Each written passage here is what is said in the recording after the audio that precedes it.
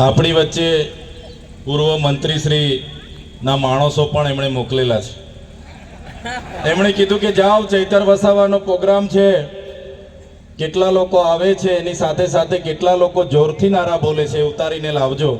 એ લોકો ઉતારશે ને તમે આટલું આટલું આ કરશો ને પછી કઈ મજા નથી, એવું થશે. તો હું જય જવાન બોલાવીશ, તમે જય કિસાન બોલાવજો. હું જય જવાન બોલાવીશ, તમે જય કિસાન બોલજો. જય જવાન, જય જવાન, જય જવાન, ઇન્કલાબ, ઇન્કલાબ. ધન્યવાદ.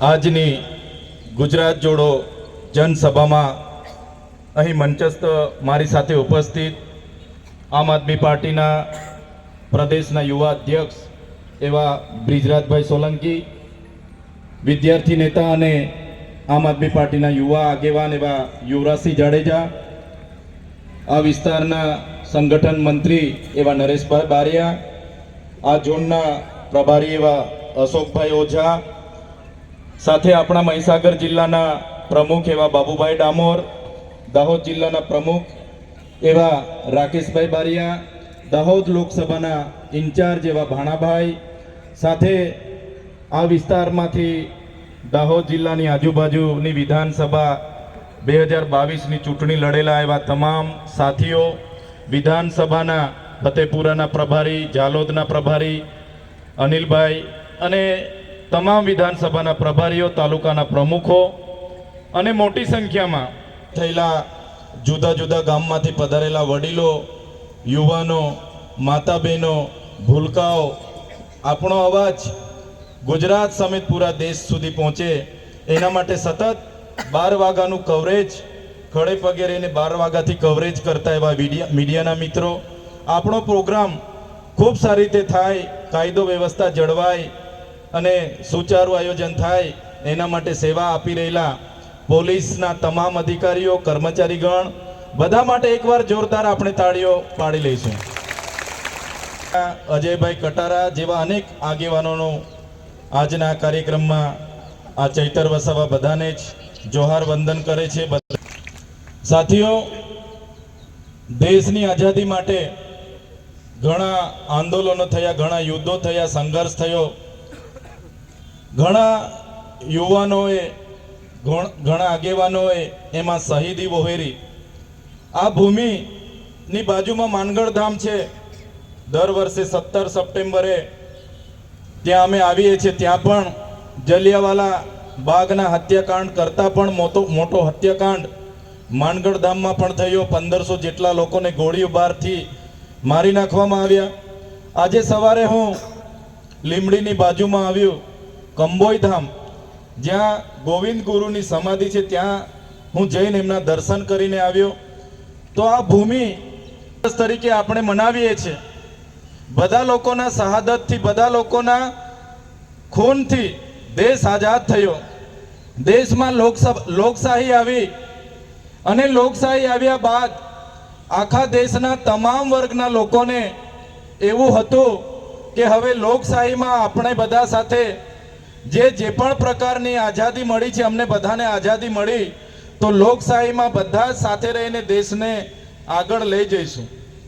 પણ સાથીઓ, જે પ્રકારે આગળના વક્તાઓએ કીધું એ પ્રકારે બાબા સાહેબે જ્યારે બંધારણ સુપ્રત કર્યું ત્યારે એમણે કીધું કે આ બંધારણ બીજા દેશોના કોઈ પણ બંધારણ કરતાં પણ વિશેષ બંધારણ છે, જેને કોઈ પણ દેશનું બંધારણ ટક્કર નહીં મારશે એ પ્રકારનું બાબા સાહેબે બંધારણ બનાવ્યું છે. ત્યારે બાબા સાહેબના એ વાક્ય મને યાદ આવે છે. બાબા સાહેબે કીધું હતું, બંધારણ તો ખૂબ સારું, બધા જ વર્ગના, બધા જ જ્ઞાતિના બધા જ લોકોને આવરીને બનાવ્યું છે, પણ બંધારણને અમલ કરનારાઓની જ્યારે ઈચ્છા શક્તિ નહીં હશે તો આ બંધારણ કશું જ કામનું નથી રહેવાનું. અને આજે તમે જોઈ લો, આજે દેશમાં જે લોકો રાજ કરી રહ્યા છે, દેશની આઝાદીમાં એમનું કોઈ યોગદાન નહોતું અને એ લોકો આજે રાષ્ટ્ર ભાવનાની, રાષ્ટ્ર પ્રેમની, દેશની અખંડિતતા, આપણા સભ્ય હતા, એમણે બંધારણના આર્ટિકલ 371 અંતર્ગત આસામ, સિક્કિમ, મિઝોરમ, મેઘાલય, ત્રિપુરા, નાગાલેન્ડ જેવા રાજ્યોમાં અનુસૂચિત 371 અંતર્ગત એમણે દાખલ કરી. અનુસૂચિત 6 અંતર્ગત એ રાજ્યોની તમામ ગામ સભાઓને સ્વતંત્ર સત્તાઓ નામે બેઠીએ છે. આ આમ આદમી પાર્ટી એમના અરવિંદ કેજરીવાલ, તમારો બધાનો સહકાર અમને મળ્યો.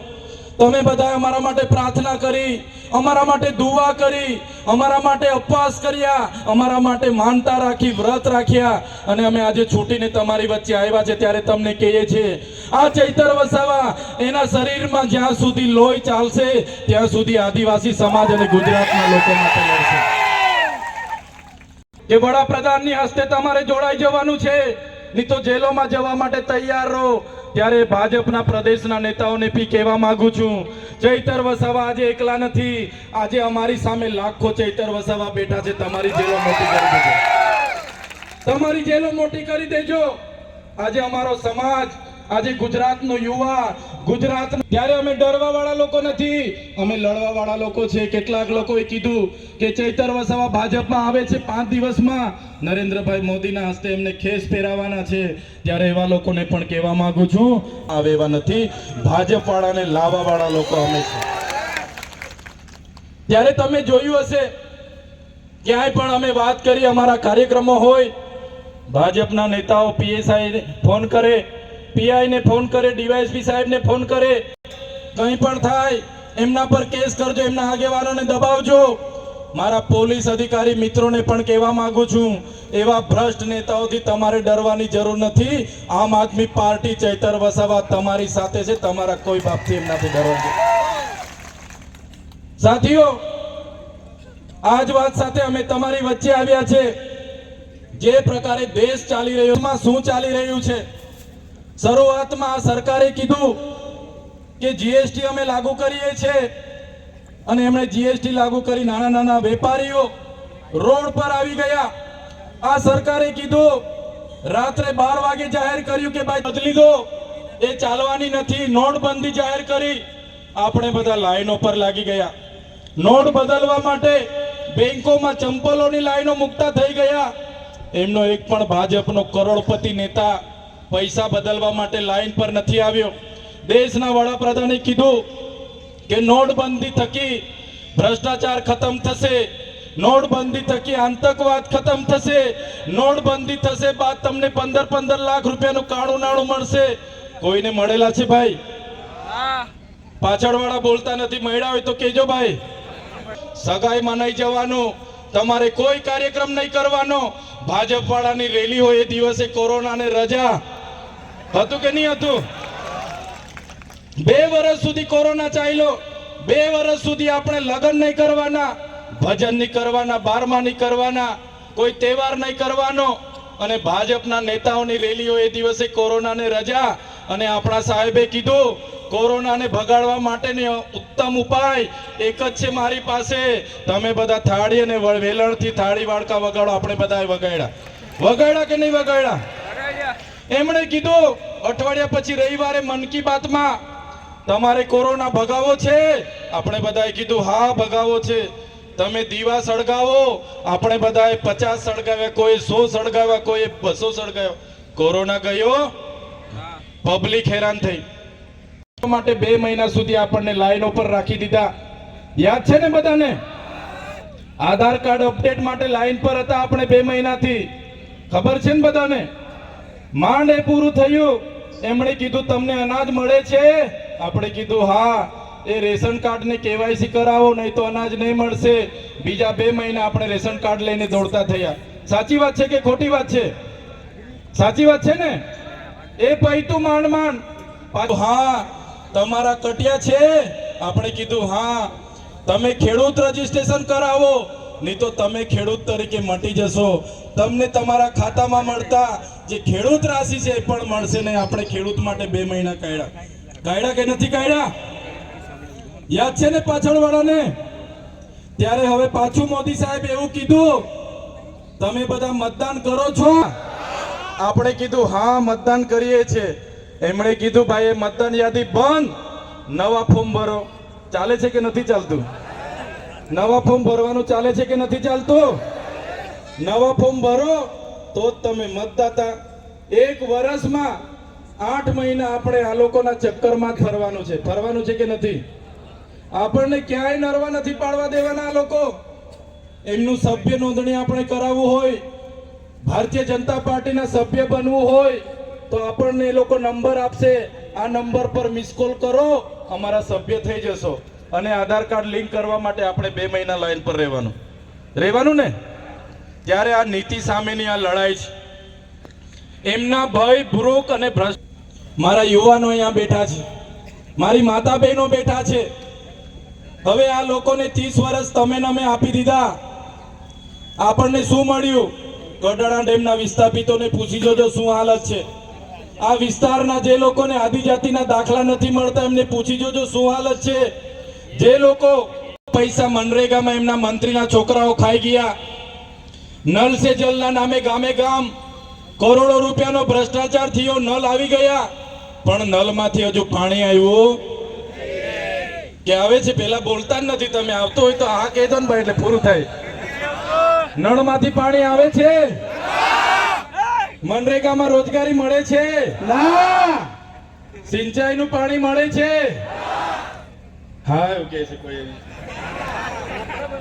તો 30 વર્ષ આપ્યા, હવે કેટલા બીજા આપવાના છે 30 વર્ષ? આ લોકો તો કહે છે કે 2047 માં બધું થઈ જશે. કે યોજના તા મંજૂર થાય, એ ચાહે ડેમ હોય, જીઆઈડીસી હોય, જીએમડીસી હોય, રેલવે હોય, એરપોર્ટ હોય કે બુલેટ ટ્રેન હોય, ત્યાંની ગામ સભાની સંમતિ લેવાનું ફરજિયાત છે. ત્યારે ત્યાં કોઈ વડાપ્રધાન કાર્યક્રમ કરવા આવે, દેશના રાષ્ટ્રપતિ કાર્યક્રમ કરવા આવે, રાજ્યપાલ કાર્યક્રમ કરવા આવે કે રાજ્યના મુખ્યમંત્રી કાર્યક્રમ કરવા આવે, અનુસૂચિત 6 લાગુ છે. વિસ્તારમાં ગામ સભાની પરવાનગી ફરજિયાત લેવી પડે છે. કોઈ પણ પ્રોજેક્ટ ત્યાં મંજૂર થાય એની જમીન સંપાદન કરતા પહેલા ગામ સભાની પરવાનગી લેવી પડે, એ વ્યક્તિની પરવાનગી લેવી પડે. આ પ્રકારે પબ્લિક હિયરિંગ કરવું પડે. વિસ્તારનો આદિવાસી સમાજ આજે બચેલો છે.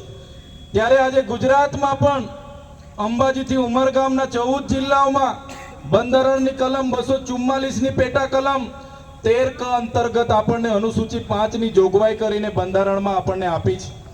સાથીઓ, આજે આઝાદીના 78 વર્ષ થયા, આજ દિન સુધી લાગુ નથી કરી. આજે જ્યારે આ વિસ્તારમાં ડેમો બનતા હતા, આ વિસ્તારમાં કોરિડોર બને, ભારતમાલા પ્રોજેક્ટ બને, આ વિસ્તારમાં જ્યારે એરપોર્ટ આવવાનું હોય, આ વિસ્તારમાં કોઈ જીઆઈડીસી જીએમડીસી આવવાની હોય, સત્તામાં બેઠેલા લોકો સત્તાનો દુરુપયોગ કરીને પોલીસને મોકલીને બારોબાર આપણી જમીન આજે છીનવાઈ રહી છે. બંધારણમાં 1996ના પેસા એક્ટની જોગવાઈ છે. આજે 1983માં જે 73 AA માટેનો કાયદો બન્યો, એમાં આદિવાસીઓની જમીનો બીજા કોઈ ખરીદી ના શકે અને આદિવાસીની જમીન બીજા કોઈ વેચી ના શકે, એ કાયદા અંતર્ગત આજે આપણને પ્રાવધાન મળ્યા. પણ તમે આજે જોઈ લો, દરેક જિલ્લાના કલેક્ટરો 73 AAની જમીનો બારોબાર એમના દસ્તાવેજો બનાવીને આપી રહ્યા છે. ત્યારે સાથીઓ, આપણે બધાએ જાગવાની જરૂર છે. એ ચાહે અનામતની વાત હોય, આજે અનામતમાં 40% લાવો તો જ આપણને એ ભરતીમાં લેવાની વાત છે. અરે વાત એના પર આપણે કરવી પડશે કે આજે બંધારણ દિવસ હતો અને આપણને જે બંધારણમાં સંવિધાનિક પ્રાવધાનો મળ્યા છે, જળ જંગલ જમીન પરના અધિકારો મળ્યા છે, ખનીજો પરના અધિકારો મળ્યા છે, એની આજ દિન સુધી અમલવારી નથી થઈ. આજ દિન સુધી આપણે અધિકારો માટે લડીએ છીએ. આજે તમે દેશની હાલત શું છે જોઈ લો. આજે આપણે દેશના નાગરિક છે એ સાબિત કરવા માટે તમારે કેટલા જાતના પુરાવા આપવા પડે છે? આપવા પડે છે કે નથી આપવા પડતા? પાછળ મારો અવાજ આવે છે? આજે તમે દેશના નાગરિક છો એ સાબિત કરવા માટે તમે જોઈ લો, શરૂઆતમાં તમારે નામ લખાવવું એટલે તમારે પહેલા શરૂઆતમાં જન્મનો દાખલો માંગે, આવકનો દાખલો માંગે, જાતિનો દાખલો માંગે, સ્કૂલનું સર્ટી માંગે, રેશન કાર્ડ માંગે, આધાર કાર્ડ માંગે, ચૂંટણી કાર્ડ માંગે, તમારી પાસે પાન કાર્ડ માંગે, આઈટી રિટર્ન માંગે, તમારી પાસે કટિયા માંગે, પંચાયતનો રહેઠાણનો દાખલો માંગે, ઘરવેરાની પાવતી માંગે, લાઇટ બિલ માંગે.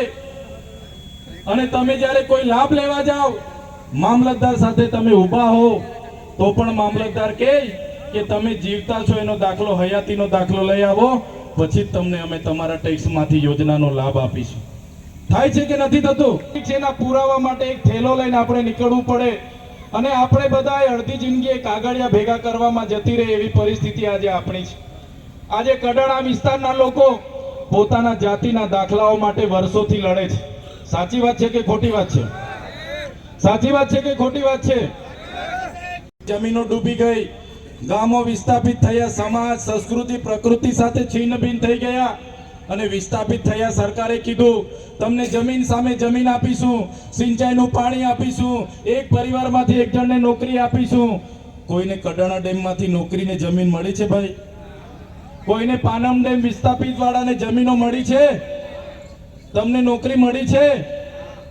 જ્યારે પણ દેશને જરૂર પડી, જ્યારે પણ પ્રદેશને વિકાસની જરૂર પડી, એ ચાહે નર્મદા ડેમ હોય, કડાણા ડેમ હોય, ઉકાઈ ડેમ હોય, પાનમ ડેમ હોય કે કરજણ ડેમ હોય, આદિવાસી સમાજ વિસ્થાપિત થયો છે, જમીનો આપી છે. આજે કુપોષણથી આદિવાસી સમાજના બાળકો પીડાય છે, આજે સિકલ સેલથી બાળકો પીડાય છે, આજે દવાખાનાઓમાં ડોક્ટરો નથી, આજે પણ યુવાનો રોજગારી માટે આંદોલનો કરે છે, આજે રોડ માટે આંદોલનો કરે છે, 73AA માટે આંદોલનો થાય છે, આજે સ્કોલરશિપ માટે આંદોલનો થાય છે. ત્યારે મારા સાથીઓ, મારા યુવાન મિત્રોને હું કહેવા માંગુ છું, આપણે ક્યાં સુધી આંદોલન કરીશું? ક્યાં સુધી લડેંગે, જીતેંગે, જિંદાબાદ, મુર્દાબાદ? ક્યાં સુધી આવેદન નિવેદન, ક્યાં સુધી હાયરે સરકાર હાય કરીશું? મારા સાથીઓ, આવનારા દિવસોમાં તાલુકા જિલ્લા પંચાયત આવે છે, તમે તૈયાર થઈ જાઓ. હવે આવેદન નિવેદન, જિંદાબાદ મુર્દાબાદ કરવાનું થતું નથી. હવે આ લોકો પરથી આપણે સત્તા લેવાનું થાય છે અને સત્તા આપણે બધાએ લઈ લેવાની છે. તમે જોયું હશે, આપણા જ પ્રદેશના આપણા જ એમએલએ જ્યારે આ ગુજરાતના શિક્ષણ મંત્રી હતા, આદિજાતિ મંત્રી હતા, એમની અધ્યક્ષતામાં જ 28/10/2024 ના રોજ એક પરિપત્ર એમણે બહાર પાડ્યો આપણા મંત્રીએ, અને એમણે કીધું કે જે આદિવાસી વિદ્યાર્થીઓ ઉચ્ચ અભ્યાસ કરે છે, જે મેડિકલ કરે છે, સિવિલ કરે છે, બીએ કરે છે, બીએડ કરે છે, બીએસસી કરે છે, એમએસસી કરે છે, જે લોકો પીટીસી કરે છે, બીએડ, જે લોકો એમએસડબલ્યુ, બીએસડબલ્યુ કરે છે, એમના માટે સરકાર તરફથી પોસ્ટ મેટ્રિક શિષ્યવૃત્તિ હતી, તે આજેથી અમે બંધ કરીએ છીએ એમ કરીને 28/10/2024 ના રોજ આપણા મંત્રીએ પરિપત્ર બહાર પાડ્યો. આપણું 3410 કરોડ રૂપિયા વર્ષનું બજેટ હતું, છતાં એમણે એવું કીધું કે આદિવાસી વિદ્યાર્થીઓના ઉત્થાન માટે, આદિવાસી વિદ્યાર્થીઓના ઉચ્ચ અભ્યાસ માટે અમારી પાસે બજેટ નથી. ત્યારે ભાજપની સરકારને હું કહેવા માંગુ છું, હમણાં નરેન્દ્રભાઈ મોદી ડેડિયાપાડા આવ્યા, એમણે જાહેરાત કરી અને ઉત્થાન માટે પ્રયાસો કરશે. ત્યારે નરેન્દ્રભાઈ મોદીને હું કહેવા માંગુ છું, અમારું 3410 કરોડ 2024 નું બજેટ હતું, એમાંથી માત્ર તમારા આદિજાતિ વિકાસ વિભાગે 929 કરોડ અમારા પાછળ ખર્ચો કર્યો છે. જે વધારાનું બજેટ તમે વાપર્યું છે એ તમારી રથયાત્રાઓમાં, તમારી સભાઓમાં, તમારી ગૌરવ યાત્રાઓમાં, તમારા વિકાસ મહોત્સવમાં, તમારા માર્ચ યુનિટીમાં આદિવાસીઓનું બજેટ તમે વાપર્યું છે, જેના કારણે આજે અમારા આદિવાસી યુવાનોને શિષ્યવૃત્તિ નથી મળતી. ત્યારે મારા વાલીઓ, મેં તમને કહેવા માંગુ છું કે આ માનસિકતા ધરાવતી સરકાર આદિવાસી યુવાનો ભણે નહીં, આગળ વધે નહીં, એમની જે માનસિકતા છે એ માનસિકતા દૂર કરવાની જગ્યાએ આવનારા દિવસોમાં ભારતીય જનતા પાર્ટીની સરકારને આપણે દૂર કરવા માટે બહાર આવવું પડશે. હમણાં મંત્રીમંડળ બદલાયું અને મંત્રીમંડળ એમણે બદલ્યું, આખું ને આખું મંત્રીમંડળ બદલ્યું, નવા મંત્રીઓ બીજા 4 આપણા વિસ્તારમાંથી મૂક્યા. પણ સરકાર મંત્રીમંડળ બદલશે, એમાંથી આપણો કોઈનો ઉદ્ધાર થવાનો નથી. આપણે 2027માં આખે ને આખી સરકાર બદલી દેવા માટે આપણે તૈયાર થઈ જવાનું છે.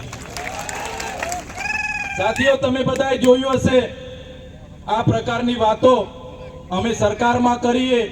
એક બાજુ સરકાર વિકાસ વિકાસ વિકાસ, ની વાતો કરે, એક બાજુ ગુજરાત મોડલની વાતો કરે, એક બાજુ વિશ્વગુરુ બનવાની વાતો કરે, એક બાજુ પડેગા ઇન્ડિયાની વાતો કરે, બેટી બચાવો બેટી પઢાવોની વાતો કરે, અને આપણે જ્યારે શિક્ષકોની માંગણી કરતા હોય, આપણે જ્યારે શાળાની માંગણી કરતા હોય, આપણે મનરેગા કૌભાંડની વાતો કરતા હોય, આપણે નલ સે જલમાં થયેલા કૌભાંડની વાતો કરતા હોય, એનું આંદોલન થતું હોય, અમે આગેવાની કરતા હોય, ટેટ પાસ પરીક્ષાર્થીઓને કાયમી ભરતી થાય એની માંગ કરતા હોય, તો આ ભૂપેન્દ્રભાઈ પટેલની સરકારને ગમતું નથી, આ હર્ષભાઈ સંઘવીની પોલીસને ગમતું નથી, એમની સરકારને ગમતું નથી, અને અમને જેલોમાં નાખવામાં આવે છે. તમે જોયું હશે 2023 માં પણ એક ખોટા કેસમાં મારા ધર્મપત્ની, મારી બહેનો, એમના જમાયો, મારો પીએ, મને બધાને જેલમાં નાખી દેવામાં આવ્યા, દબાવવામાં આવ્યા, ડરાવવામાં આવ્યા, ધમકાવવામાં આવ્યા, અને કહેવામાં આવ્યું તમે આદિવાસી સમાજનો અવાજ કેમ બનો છો, તમે સંવિધાનની વાત કેમ કરો છો, તમે નર્મદાના પાણીની વાત કેમ કરો છો, તમે ઉકાઈના પાણીની વાત કેમ કરો છો, તમે કડાણાના વિસ્થાપિતની વાત કેમ કરો છો, તમે કોરિડોરને કેમ જમીન આપતા નથી, તમને જેલ વેઠવી પડશે. અને એ જ પ્રકારે ગયા વર્ષે પણ હમણાં તમે જોયું હશે જુલાઈની 7મી તારીખે મને એ લોકોએ ઓફિસે બોલાવ્યા અને પૂર્વ પ્લાનિંગ સાથે મારા પર ખોટો કેસ કર્યો. એક સામાન્ય બાબત મામલતદાર ટેબલ પર જામીન આપીને મોકલી દે, એની જગ્યાએ 307 મારા પર લગાડી દેવામાં આવી. મને રાજપીપળા જેલમાં નહીં, ડેડિયાપાડા જેલમાં નહીં, મને વડોદરાની સેન્ટ્રલ અંગ્રેજો વખતે એના પહેલા બનાવેલી જેલમાં ખંડર હાલતમાં એકલી કોટડીમાં મને રાખવામાં આવ્યો, મને યાતનાઓ આપવામાં આવી, મારો પરિવાર દુખી, મારા કાર્યકરો દુખી, મને જામીન ના મળે, મારા વકીલોને કોર્ટમાં ના જવા દે, મારા માટે આંદોલન કરે, એમને જેલોમાં નાખી દે, એમના મોબાઈલો જમા થઈ જાય, મને જેલમાં મળવા માટે કોઈને પરમિશન નહીં, મારા વકીલોને મળવા ના દે, મને દબાવવામાં આવ્યો, ડરાવવામાં આવ્યો, ધમકાવવામાં આવ્યો, અને કહેવામાં આવ્યું તમારે 3 વર્ષ સુધી જેલમાં રહેવું પડશે, તમારે 2 વર્ષ સુધી જેલમાં રહેવું પડશે. અને મેં જેલમાં સાથીઓ તમે જોયું હશે, મેં વગર ગુને સાથીઓ જેલોથી અમે ડરતા નથી, અમારા સાથીઓ જેલોથી ડરતા નથી, પણ જ્યારે વગર ગુને જેલ વેઠવી પડે, વગર જુને યાતનાઓ વેઠવી પડે, ત્યારે દુઃખ થાય છે. અને એ દુઃખ સાથે અમે 80 દિવસ સુધી જેલમાં રહ્યા, એકલી કોટડીમાં રહ્યા હતું. પણ તમારા બધાના આશીર્વાદ હશે, ઉપરવાળાની મહેરબાની હશે, હું છૂટીને આવ્યો ને તમારી વચ્ચે આવ્યો છે. આ ઉત્તમ દાખલો છે.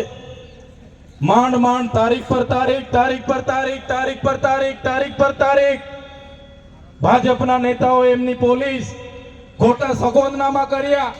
કહેવામાં આવ્યું કે આ ચૈતર વસાવાને આદિવાસી વિસ્તારમાં નહીં ફરવા દેવાનું, એને અંબાજીથી ઉમરગાંવથી દૂર રાખો. અને તમે જોયું હશે આજે હું ડેડિયાપાડા નથી જઈ શકતો. મને આ લોકોના ખોટા સોગંદનામાના કારણે મારો જે મત વિસ્તાર છે, મારું જે ડેડિયાપાડા છે, જે લોકોએ મને 34 વર્ષમાં ધારાસભ્ય બનાવ્યો, એમની વચ્ચે એમના સુખ દુઃખમાં આજે હું જઈ નથી શકતો. ત્યાં મારી ઓફિસ છે, મારું ગામ છે, ત્યાં મારું ઘર છે, મારો પરિવાર છે, ત્યાં હું જઈ નથી શકતો. અને અનેક વાર એ લોકો હજુ પણ મને કહે છે, એમના નેતાઓ ધમકી આપે છે, એમના આઈપીએસ અધિકારીઓ ધમકી આપે છે, તમે મોદી સાહેબ વિશે બોલો છો, તમે ભૂપેન્દ્રભાઈ પર કાઢ્યા છે, આવનારા દિવસોમાં તમને નર્મદા જિલ્લાની બહાર પણ અમે મોકલી દઈશું, ગુજરાતની બહાર પણ અમે મોકલી દઈશું. ત્યારે પોલીસ અધિકારીઓને, એ ભાજપના નેતાઓને, એમના મુખ્યમંત્રીને, એમના નાયબ મુખ્યમંત્રીને હું કહેવા માંગુ છું, તમે મને નર્મદામાંથી કાઢી નાખશો, તમે મને ડેડિયાપાડામાંથી કાઢી નાખશો, તમે મને ગુજરાતમાંથી કાઢી નાખશો, પણ આ ચૈતર વસાવા અમારા લોકોના દિલમાં રહે છે. ખેડૂતની આવક ડબલ થઈ ગઈ, યુવાનોને 2 કરોડ દર વર્ષે રોજગારી મળે છે, નથી મળતી? તો હજુ આપણે બીજા 2047 સુધી આપવાની છે એમને તક.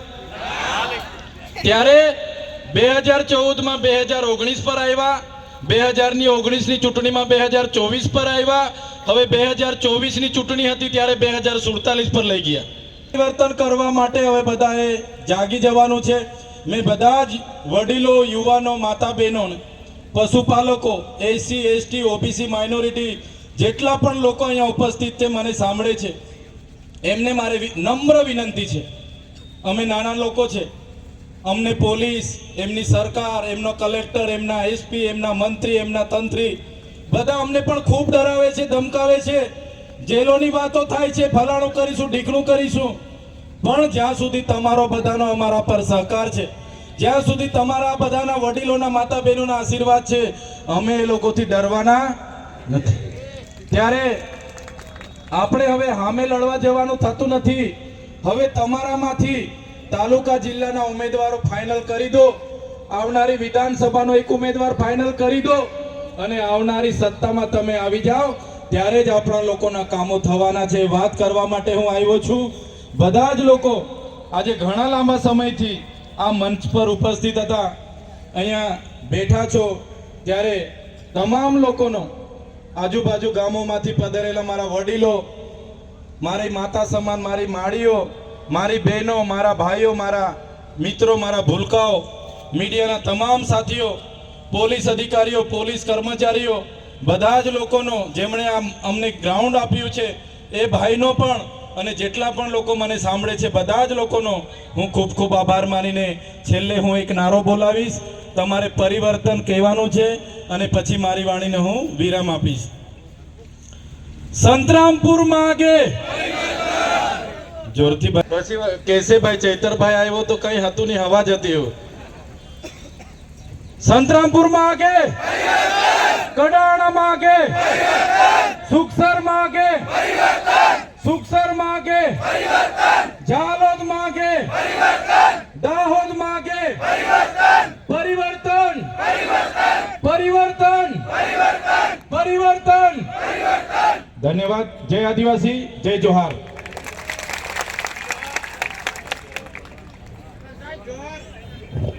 જોહાર. ખરેખર ચૈત્રભાઈ